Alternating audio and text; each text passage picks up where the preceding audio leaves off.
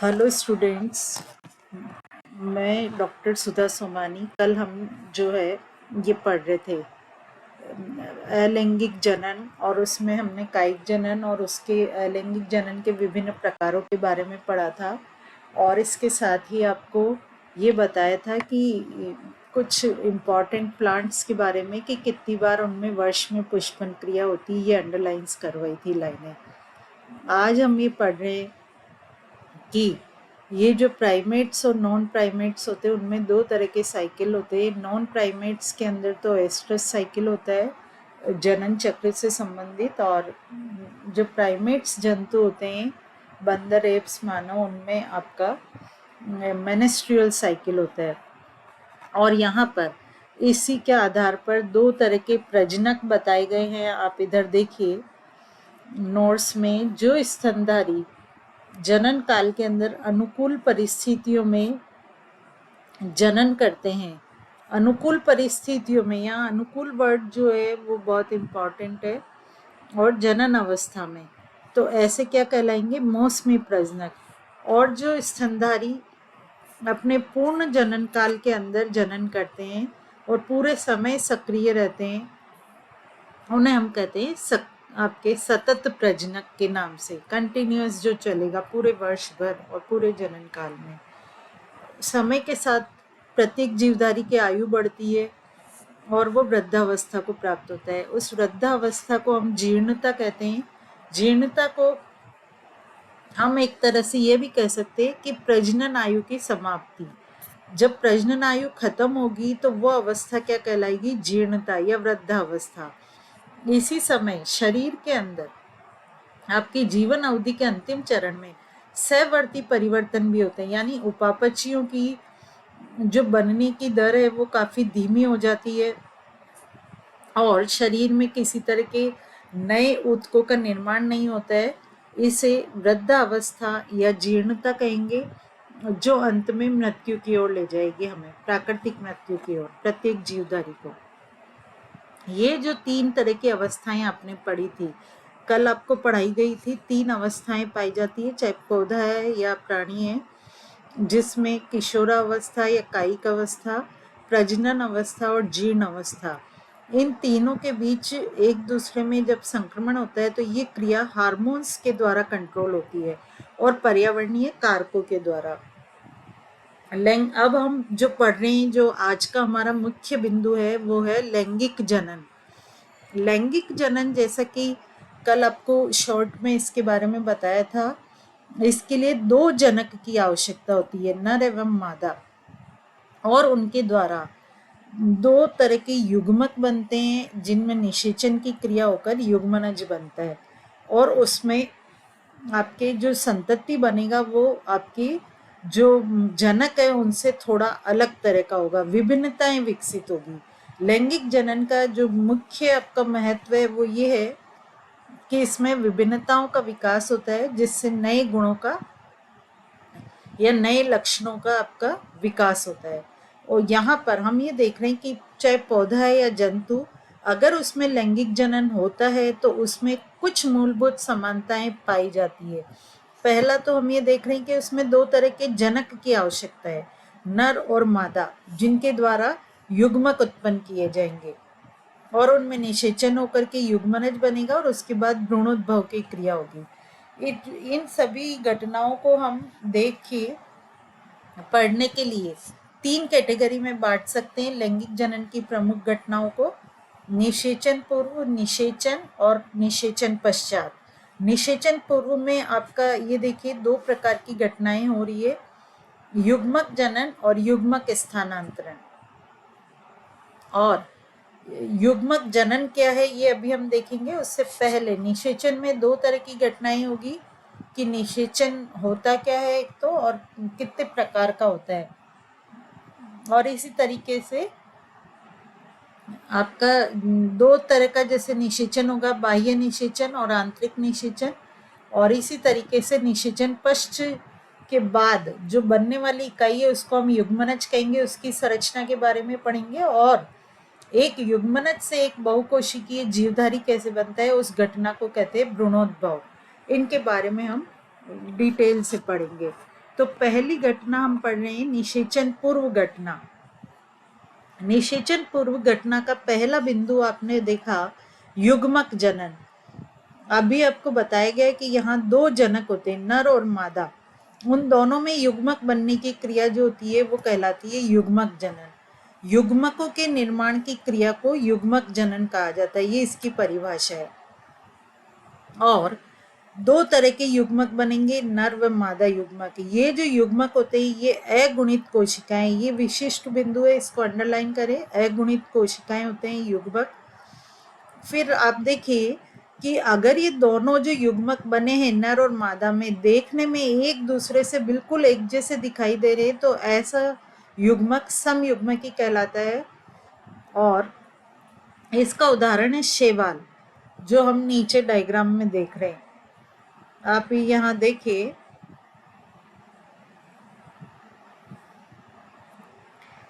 Cladophora एक शैवाल दिखा रखा है, डायग्राम A 1.5 का। ये समयुग्मकी का एग्जाम्पल है। हमने अभी देखा ना, इसमें नर और मादा, आप इनको देख के इतने आइडेंटिकल है ये नहीं बता सकते कौन नर है कौन मादा, बस दो युग्मकों का संयोजन है, इस आधार पर ये लैंगिक जनन कहलाएगा। इसी तरीके से अगर बनने वाले दोनों युग्मक आकार में अलग अलग प्रकार के होंगे तो वो विषम युग्मक की अवस्था, जिसको आप इस तरह से देखें सी डायग्राम के अंदर बी और सी, ये दोनों, इसके अंदर बी में जो दिखा रखा है ये एक छोटा सा जो है आपका, ये पुमणु वाला है नर युग्मक और ये बड़ा अंड युग्मक है। सी वाले डायग्राम में भी एक ही बड़ा वाला जो आकार का दिखा रखा है ये मादा युग्मक है और जो छोटे आकार के दिखा रखे हैं वो नर युग्मक। ये आपका डायग्राम में मादा युग्मक। इसी तरीके से ये वाला मादा और ये नर। तो विषम युग्मकी में जो आकार में बड़ा होगा वो हमेशा मादा युग्मक रहता है और जो नर युग्मक होता है वो आकार में छोटे प्रकार का होता है। जीवों में जो नर युग्मक बनते हैं अगर पौधे में है तो उसको पुमणु संज्ञा दी जाएगी और जंतु का है तो उसको शुक्राणु कहा जाएगा। और मादा के केस में जो मादा युग्मक है उसको अंड या डिंब कहा जाता है। अब हम पढ़ रहे हैं कि जीवों में लैंगिकता के बारे में। जनरली अभी आपने देखा कि लैंगिक जनन के दौरान हमारे को दो जनक चाहिए। अगर ये दोनों ही जो नर और मादा युग्मक बनाने वाली संरचनाएं जो जनन संरचनाएं हैं पौधों के केस में अगर एक ही पौधे पर पाई जाती है तो वह पौधा कहलाता है द्विलिंगी। ये बिंदु आपका कहलाता है जीवों में लैंगिकता। हम मतलब जनन संरचना के आधार पर पौधों का वर्गीकरण कर रहे हैं कि वो द्विलिंगी है या एक लिंगी। तो ये परिभाषा आप देखिए, नर और मादा अगर दोनों जनन संरचनाएं एक ही पौधे पर है तो वो द्विलिंगी होगा। अलग अलग पादपों पर पाई जाती है तो एक लिंगी कहलाता है। और जब एक ही पौधे पर होता है तो उसको हम उभय लिंगाश्रयी या समथैलेसी भी कहते हैं। और एक लिंगता वाली स्थिति को हम एक लिंगाश्रयी और विषम थैलेसी अवस्था भी कहते हैं। ये इनके एक्स्ट्रा टर्म्स है जो आपको याद रखनी है। फिर आपको ये छोटे प्रश्नों में आते हैं बेटा, एक एक नंबर वाले में इनकी परिभाषाएं। फिर नेक्स्ट जो आपका देखना है, जो पौधा एक लिंगी होगा तो उस केस में उस पर अगर केवल नर पुष्प पैदा होते हैं तो वो पुंकेसरी कहलाएगा और अगर केवल मादा पुष्प लगते हैं तो वो स्त्रीकेसरी कहलाएगा। कभी कभी ऐसा भी होता है कुछ पुष्पीय पौधों में एक अकेला पादप जो होता है वो उभय लिंगाश्रयी, नर या मादा दोनों लिंगी भी हो सकते हैं या इनमें पैदा होने वाले पुष्प एक लिंगी अथवा द्विलिंगी हो सकते हैं। तो यहाँ पर आपको उदाहरण दिया गया है कि जब मादा पुष्प नहीं एक लिंगी है तो आपका स्त्रीकेसरी या पुंकेसरी प्रकार का होगा। यहाँ उभय लिंगाश्रयी और एक लिंगाश्रयी के एग्जाम्पल दिए गए हैं। तो इधर हम देखें, उभय लिंगाश्रयी जो होता है, उभय लिंगाश्रयी या द्विलिंगी या विषम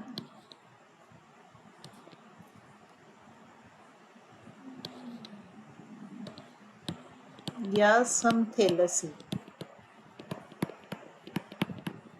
ये तीनों एक ही है। इसका एग्जाम्पल आपको देखना है। इसमें एग्जाम्पल में आपको दिया है नारियल और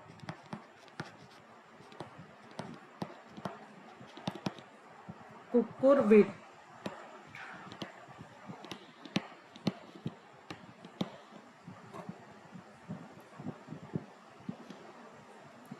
और एक लिंगाश्रयी का उदाहरण है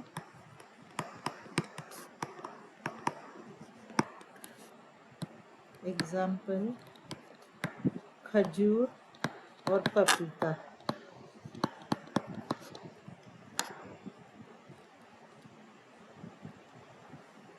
ये आपको याद करने, क्योंकि कभी कभी एग्जाम में ये आपके केवल उदाहरण पूछ लिए जाते हैं कि उभय लिंगाश्रयी पौधों के नाम दीजिए या एक लिंगाश्रयी, तो आपको ये सब एग्जाम्पल्स भी याद करने हैं और अंडरलाइन भी करना है।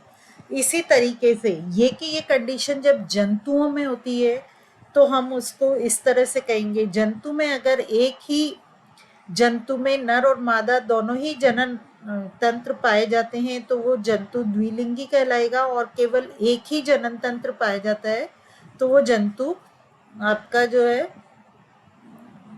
अगर एक ही जंतु में दोनों तरह के जनन तंत्र पाए जाते हैं नर और मादा तो द्विलिंगी है, और एक ही प्रकार का पाया जाता है तो एक लिंगी है। इसका उदाहरण है, आप देखिए द्विलिंगी का उदाहरण आपको बताया गया है स्पंज, टेपवर्म, जॉक और केचुआ।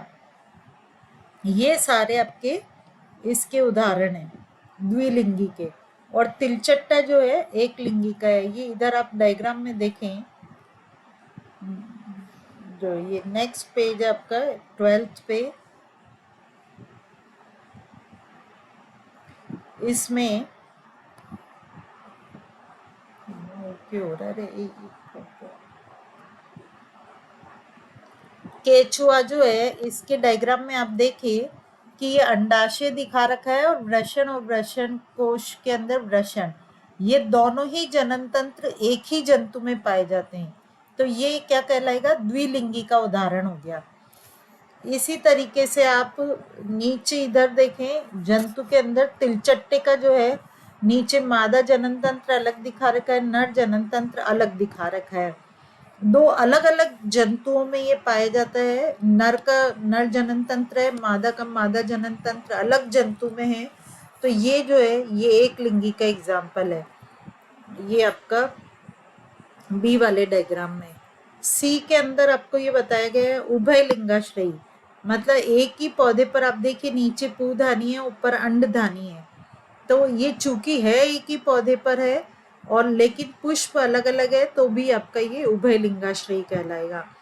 आप डी डायग्राम में देखें तो ये एक लिंगाश्रयी है। मार्केंशिया का एग्जाम्पल दिया है जिसमें एक थैलस पर आपका जो है स्त्रीधानी धर तो आपका मादा पौधा हो जाएगा और पुधानी धर वाला नर थैलस हो जाएगा। और लास्ट आपका द्विलिंगी पुष्प का उदाहरण दिया है शक्करकंद का, जिसके अंदर आप देखिए पुंकेसर भी दिखाया गया है और बीच में अंडप वाला पार्ट भी दिखाया गया है। एक ही पुष्प में दोनों जनन संरचनाएं पाई जाती है, ये कहलाता है द्विलिंगी पुष्प।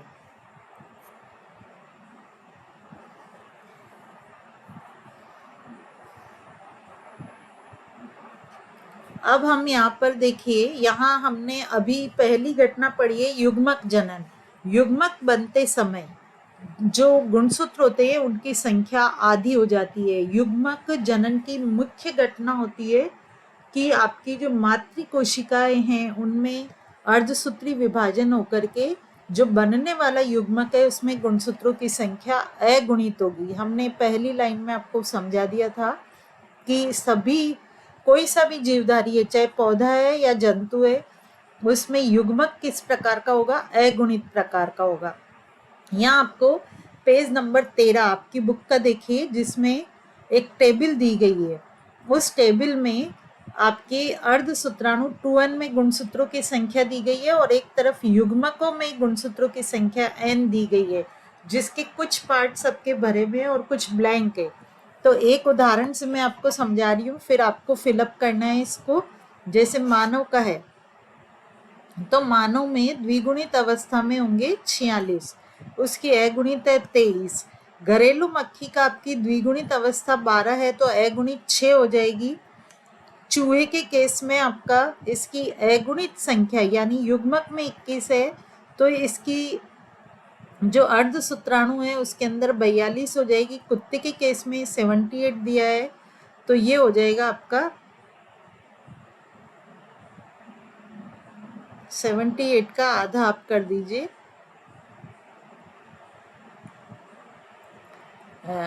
ये 39।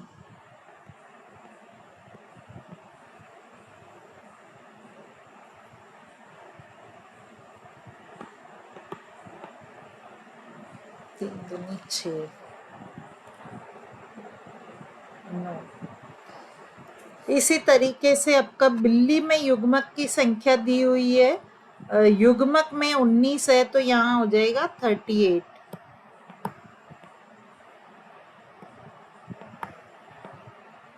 उसका डबल कर देंगे हम इधर।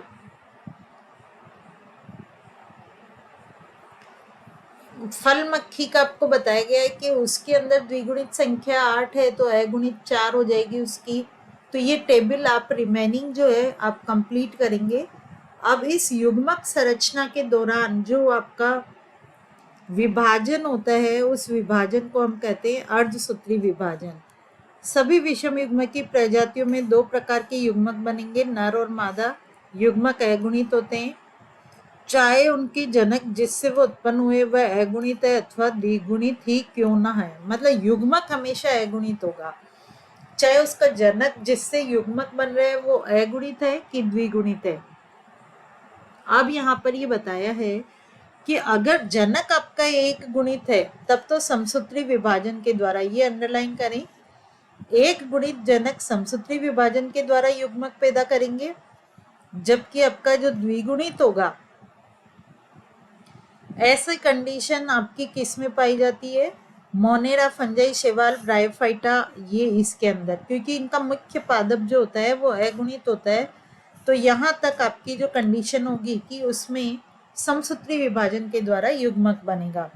लेकिन अधिकांश जो उच्च श्रेणी के पौधे और जंतु है, जैसे टेरिडोफाइट, जिम्नोस्पर्म, एंजियोस्पर्म और प्राणी जिसमें मानव, उनकी जनकीय काय द्विगुणित होती है, और उस द्विगुणित के अंदर जो विभाजन होगा वो कौन सा होगा, अर्धसूत्री न्यूनकारी विभाजन, और उससे अगुणित युग्मकों का निर्माण होगा। तो यहाँ पर अर्धसूत्री विभाजन के अंत में गुणसूत्रों का केवल एक सेट प्रत्येक युग्मक को प्राप्त होता है। इस तरह से जब भी आपका द्विगुणित जीवधारियों के अंदर युग्मक निर्माण की घटना होगी तो अर्धसूत्री विभाजन, ये दोनों एक दूसरे से जुड़े हुए रहते हैं।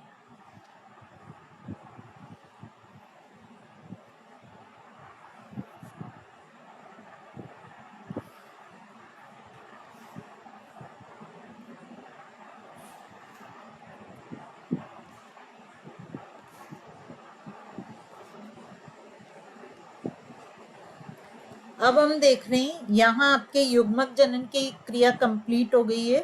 युग्मकों का स्थानांतरण, जब युग्मक बन जाते हैं उसके बाद नर और मादा युग्मकों का निषेचन से पहले की घटना है इनका पास पास आना। हमेशा अभी आपने देखा कि अगर विषम युग्मक की अवस्था है तो नर युग्मक आकार में छोटा होता है और जो आपका मादा युग्मक है वो आकार में बड़ा होता है। अगर सम युग्मक की अवस्था है तो दोनों इक्वल रहते हैं। यहाँ आप पहले डायग्राम में देखें जिसके अंदर दोनों आइडेंटिकल है, सम युग्मक की अवस्था है तो ये दोनों जुड़ते हैं। तो यहाँ पर ये इस तरह से जुड़ करके सीधे नया जीव या नया युग्मनज बना रहे हैं। उसके लिए नर मादा युग्मकों को एक दूसरे के पास आना होता है, कायिक रूप से इनको एक दूसरे के निकट आना होता है बनने के पश्चात। ये आप देखिए, नर और मादा युग्मक कायिक रूप से एक दूसरे के निकट आएंगे तब उनमें निषेचन की क्रिया होगी। तो ये पास आने की जो घटना है नर और मादा युग्मकों की, इसको कहा जाता है युग्मक स्थानांतरण। और अधिकांशतया जो नर युग्मक होता है वो ही आपका चलनशील होगा, मादा हमेशा अचल और स्थानबद्ध रहेगा। ये भी आप अंडरलाइन करें, ये महत्वपूर्ण लाइन है। और कभी कभी कुछ पर्टिकुलर आपके कवक और शैवाल में ऐसा होता है कि दोनों ही तरह के युग्मक आपके चलनशील होते हैं। जब ये चल के एक दूसरे के पास आते हैं तो उनको एक पर्टिकुलर माध्यम की आवश्यकता होती है। ये माध्यम जल या कुछ अन्य आपका वायु या जल कुछ भी हो सकता है। और पौधों के अंदर अधिकांशतः माध्यम के रूप में जल ही काम में आता है, जिससे होकर युग्मकों का स्थानांतरण संभव है। या बहुत से पौधों में वायु के द्वारा भी आपके पुमणु या परागकण जो है गति करते हुए मादा तक पहुंचते हैं, जो हम परागण के नाम से भी पढ़ते हैं, उसमें भी यही होता है। फिर उसके बाद आपको बताया कि जब ये जाते हैं, स्थानांतरण संपन्न होता है, तो बहुत बार तो नर युग्मक सही जगह पहुंच जाते हैं और समान मादा युग्मक तक पहुंचने में समर्थ होते हैं, और बहुत बार नहीं होते हैं, तो काफी सारे नर युग्मकों की हानि भी होती है। तो बनने वाले नर युग्मकों की संख्या जो है कई हजार गुना होती है मादा की तुलना में। क्यों? क्योंकि इनको गति करके मादा के पास पहुंचना होता है। बीजीय पादपों में परागकण नर युग्मकों के वाहक के रूप में कार्य करते हैं, मतलब नर युग्मकों को लेकर के जाते हैं परागकण और अंडक में पहुंचाते हैं। तो ये जो घटना है ये परागण के नाम से हम पढ़ते हैं, कि जिसके अंदर जो परागकण है वो मादा के वर्तिकाग्र पर पहुंच जाते हैं। उस घटना को हम क्या कहते हैं? परागण कहते हैं। ये विशिष्ट घटना पौधों में परागण कहलाती है। और अगर यही घटना जंतुओं में होती है तो इसको मिथुन क्रिया कहा जाता है।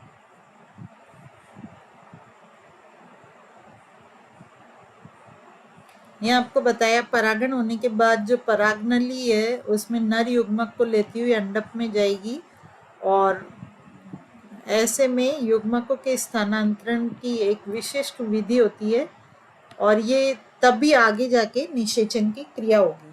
यहाँ जाके निषेचन पूर्व घटनाएं कंप्लीट होती है। अब हम अगला बिंदु जो पढ़ रहे हैं वो है निषेचन। निषेचन जो है ये लैंगिक जनन की सबसे महत्वपूर्ण घटना है, जिसमें युग्मकों का संयोजन होता है, संलयन होता है, सिनगेमी भी हम इसको कहते हैं, जो कल आपको हमने डायग्राम में भी बताई थी कि जैसे ये एक नर युग्मक है और ये आपका एन और ये मादा युग्मक।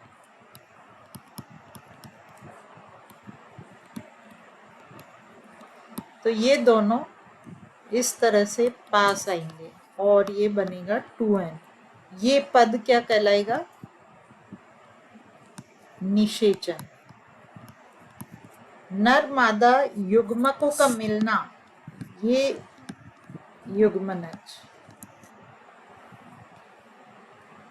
निषेचन के अंदर मुख्य रूप से जो घटना होती है वो आपकी होती है युग्मकों का संलयन। अब यहाँ पर जो इसकी जो आपका हो रहा है उसमें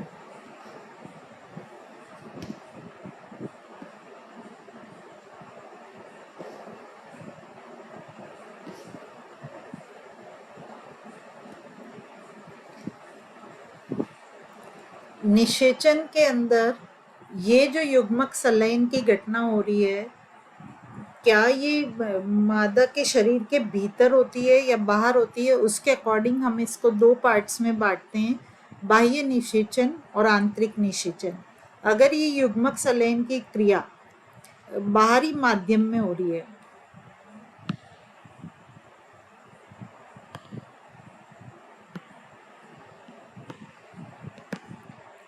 जीव के शरीर के बाहर संपन्न होती है जल वगैरह के अंदर, तो ये आपका बाह्य प्रकार का निषेचन कहलाता है। ऐसा बॉनीफिश, मेंढक वगैरह में इसी तरह का होता है।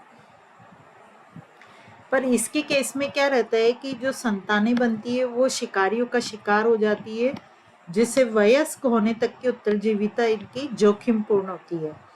और एक घटना और है आंतरिक निषेचन, जिसके अंदर ये ब्रायोफाइट, टेरिडोफाइट्स, जिम्नोस्पर्म, एंजियोस्पर्म सब में होगा और इसी तरह मानव में भी होगा।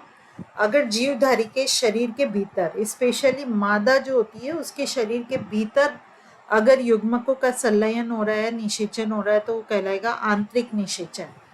और इसके केस में क्या रहता है, चूंकि उसका परिवर्धन भी इनसाइड होता है मादा के शरीर के भीतर, तो उनकी उत्तरजीविता कंपेरेटिवली बढ़ जाती है।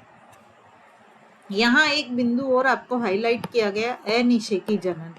ये अब देखिए कि कुछ जीवधारी ऐसे होते हैं जैसे मधुमक्खी है, छिपकली है या रोटीफर्स है, इनमें बिना निषेचन के नर युग्मक के युग्मन के बिना ही मादा युग्मक से नए जीव का निर्माण, मतलब निषेचन भी नहीं हो रहा है और सीधे ही मादा युग्मक से नया जीवधारी बन रहा है, तो वो घटना अनिषेकी जनन या पार्थिनोजेनेसिस के नाम से जानी जाती है। अब लास्ट बिंदु जो है आपका वो है निषेचन पश्च घटनाएं, जिसमें भी दो चीजें आपकी बन रही है। निषेचन के पश्चात आपका जो संरचना बनती है उसको हम कहते हैं युग्मनज।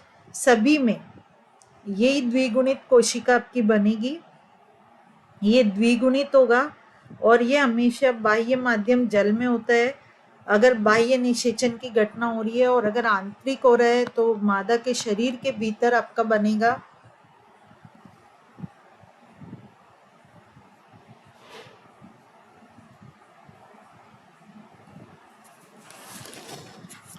नेक्स्ट आपका बताया गया है युग्मनज में। फिर उसके बाद इससे नए जीव के विकास का जो घटनाक्रम है, ये एक तो जीवन चक्र और पर्यावरण पर डिपेंड करेगा।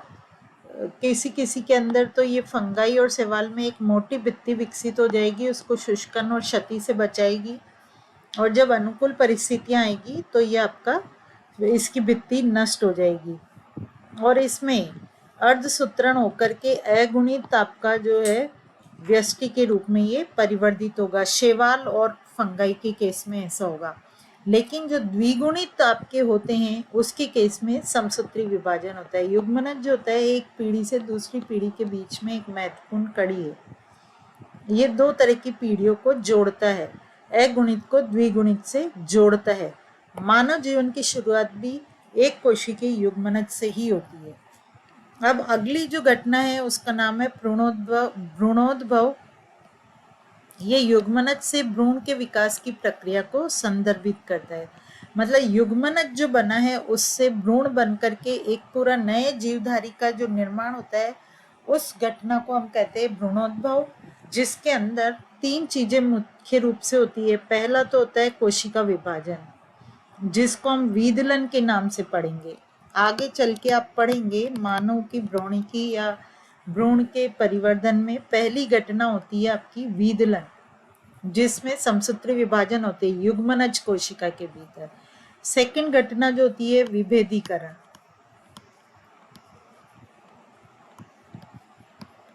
जिसमें कोशिकाओं को उनके कार्य के आधार पर मतलब उनकी विभेदन कर, कोशिकाएं विभेदित हो जाती है उनको अलॉटेड वर्क के अकॉर्डिंग, एक निश्चित कार्य के लिए वो रूपांतरित हो जाती है। और इसी तरीके से यहाँ पर जो है जंतुओं को, ये तो आपका भ्रूणोद्भव के बारे में हुआ, डिटेल और अगले चैप्टर्स में देखेंगे। यहाँ पे थोड़ा सा दो तीन परिभाषाएं और है अंड प्रजक और सजीव प्रजक की, जिसमें आपको बताया है कि यदि युग्मनज ने मादा जनक के शरीर के बाहर विकास किया अथवा भीतर उसका जन्म निषेचित या अनिषेचित अंडों के द्वारा हुआ है और शिशु के रूप में जन्मा है, तब तो वो आपका कहलाएगा सजीव प्रजक, और अंडे के रूप में ही आपका नए जीव का निर्माण कर रहा है तो वो कहलाएगा अंड प्रजक। अंड प्रजक के उदाहरण में है रेप्टाइल्स और पक्षी, और इसके अंडे को सुरक्षा कवच प्रदान करने के लिए कैल्शियम का कवच इस पर पाया जाता है। अगर अंडे से डायरेक्ट एक नया जीवधारी का विकास हो रहा है तो वो अंड प्रजक कहलाएगा, और सजीव प्रजक जो होगा एक जीवधारी अपने जैसा ही नए जीवधारी का निर्माण करता है तो वो आपका विविपेरस या सजीव प्रजक कहलाता है। पुष्पी पौधे जो होते हैं उनमें युग्मनज का निर्माण बीजांड के भीतर होता है, और निषेचन के पश्चात जो दल और पुंकेसर ये सब तो जड़ जाएंगे, और बाकी जो संरचना बची है बीजांड वो बीज में और अंडाशय फल में परिवर्तित हो जाएगा, और ये आगे चलकर जो इसकी अंडाशय की भित्ति है वो फल भित्ति के रूप में आपकी परिवर्तित होगी। 17